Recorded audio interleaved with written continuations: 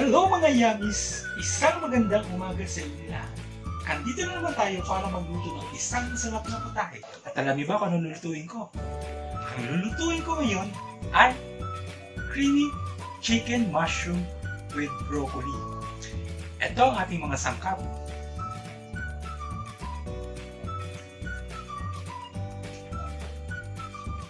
Tara guys, samahan niyo ako. At handa na natin ang mga lulutuin ko. At ito nga pala si Eric Dominico, ang inyong lingkod. And welcome to Eric Cooking.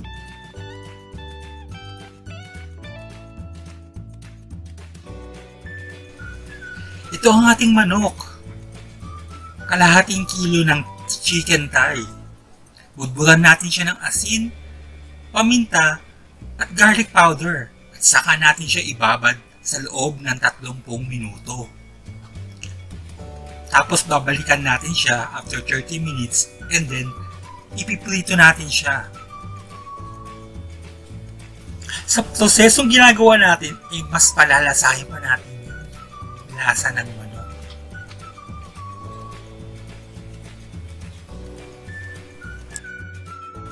Siya nga pala guys, dun sa mga bago pa lang sa aking YouTube channel, huwag niyo pong kalilimutang i-click ang subscribe and hit the tiny bell button.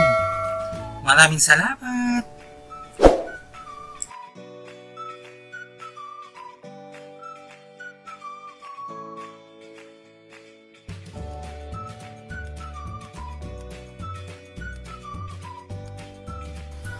Ito na ang ating mga sangkap. Narito ang ating chicken thigh na binabaran natin ng asin, paminta at garlic powder. At syempre, ang ating heavy cream, 250 ml. Minix ko na siya ng half glass of water. Ang ating Italian seasoning, composed of thyme and rosemary. 1 can of sliced mushroom.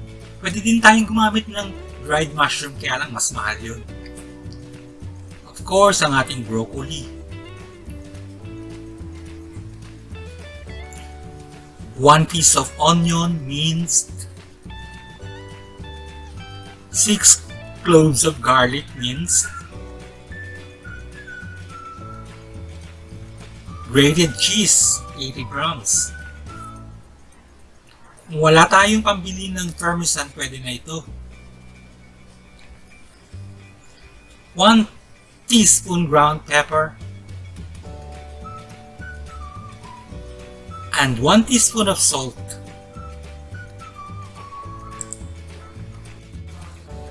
Tara, umpisa na natin iluto ang ating Pinoy style creamy chicken mushroom with broccoli.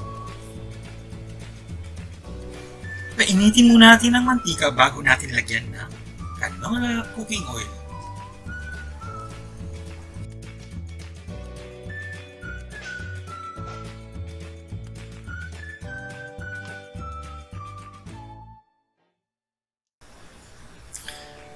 Pag mainit na ang ating mantika, pwede na natin ilagay ang ating chicken.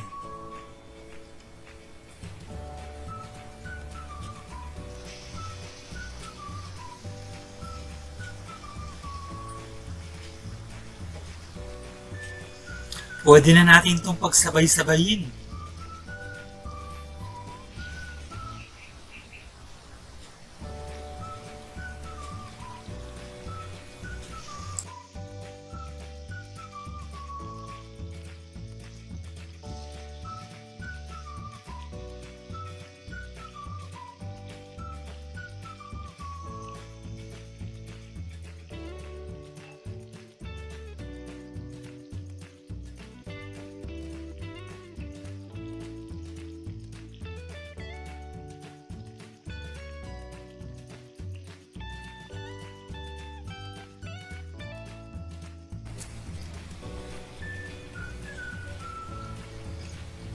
Ayan, pwede na natin siyang ibaligtad.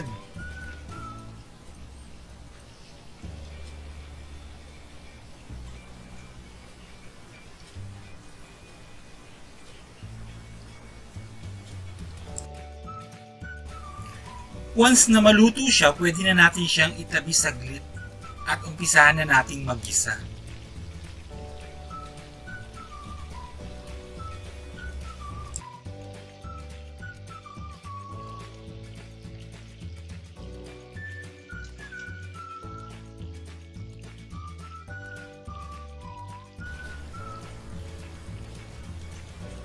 So ayan, luto na siya.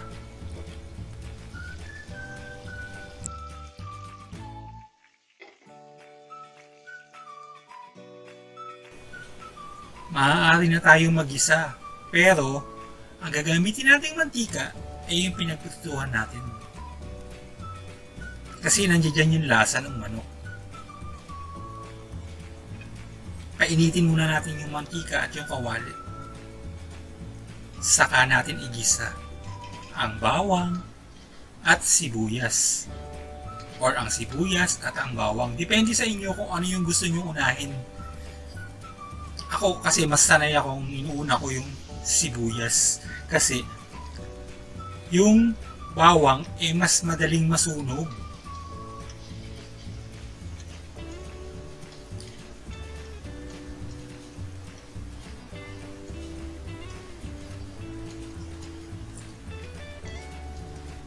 Ika-caramelize lang natin yung bawang at saka yung sibuyas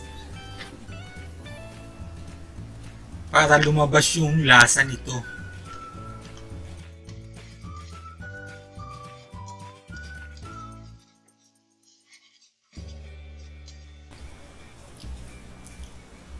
At pagkatapos, pwede na natin isunod itong mushroom.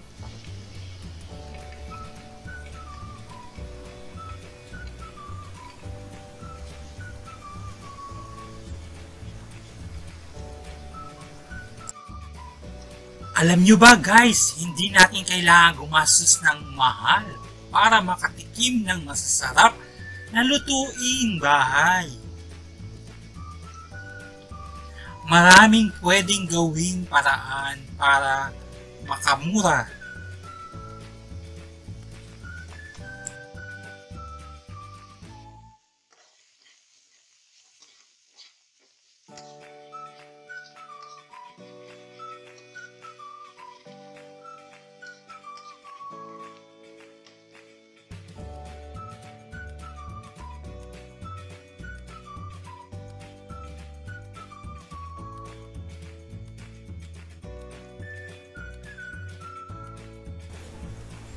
Pwede na natin ilagay ang ating heavy cream.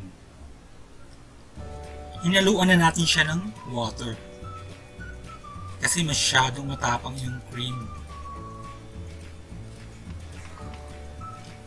Kung hindi natin siya lalagyan ng water, ang tendency niya is mabilis siyang lalapot. Lulutuin pa natin yung chicken dyan eh.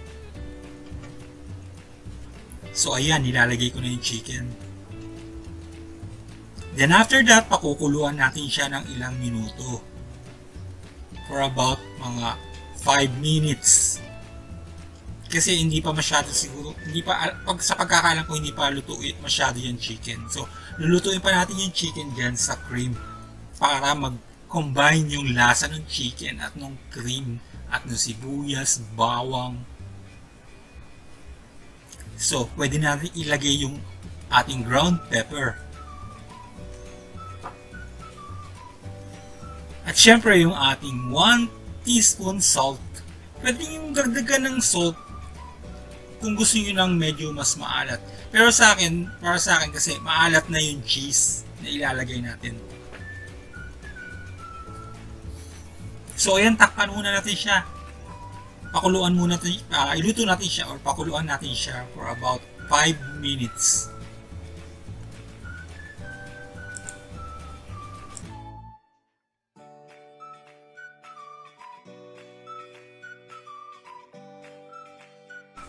Ayan na, tapos na ang 5 minuto.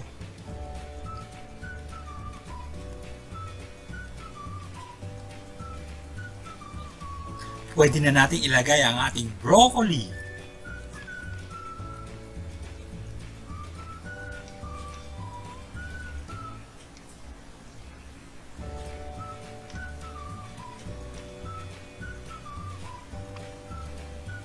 Tcharan! Pwede na natin ilagay ang ating grated cheese.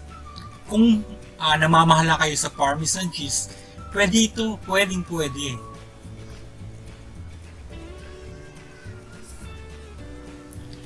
At ang ating Italian seasoning. Combination siya ng thyme and rosemary.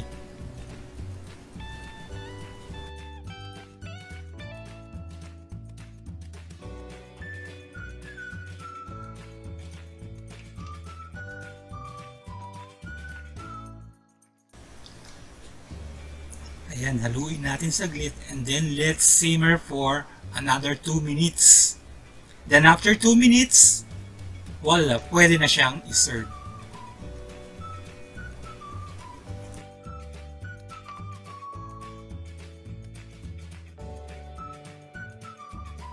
And after 2 minutes, it's done and ready to serve our creamed chicken mushroom with broccoli Pinoy style.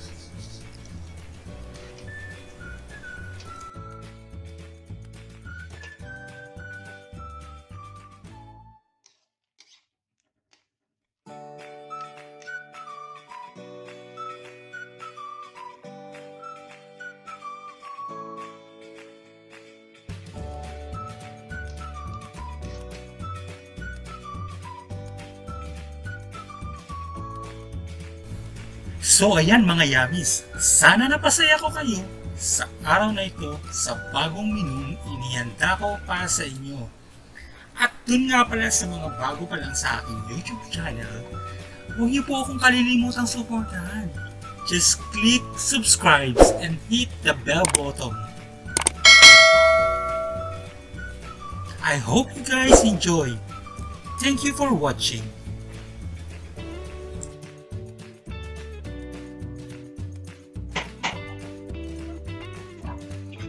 So ayan, mga yummies, ito natin tingnan natin mga ito.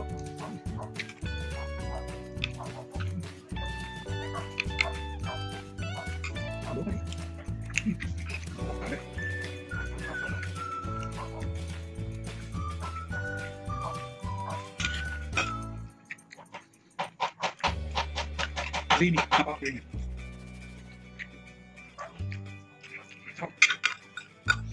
Tamang-tama yung dito.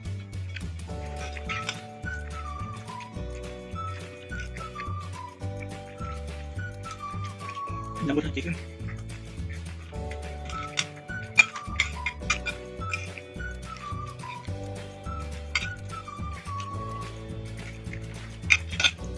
Parang kayo napakasarap na kalasa. Pinoy na Pinoy yung lasa.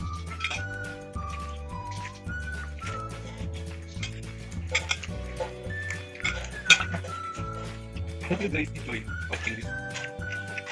Perfect. Bye. See you on my next video.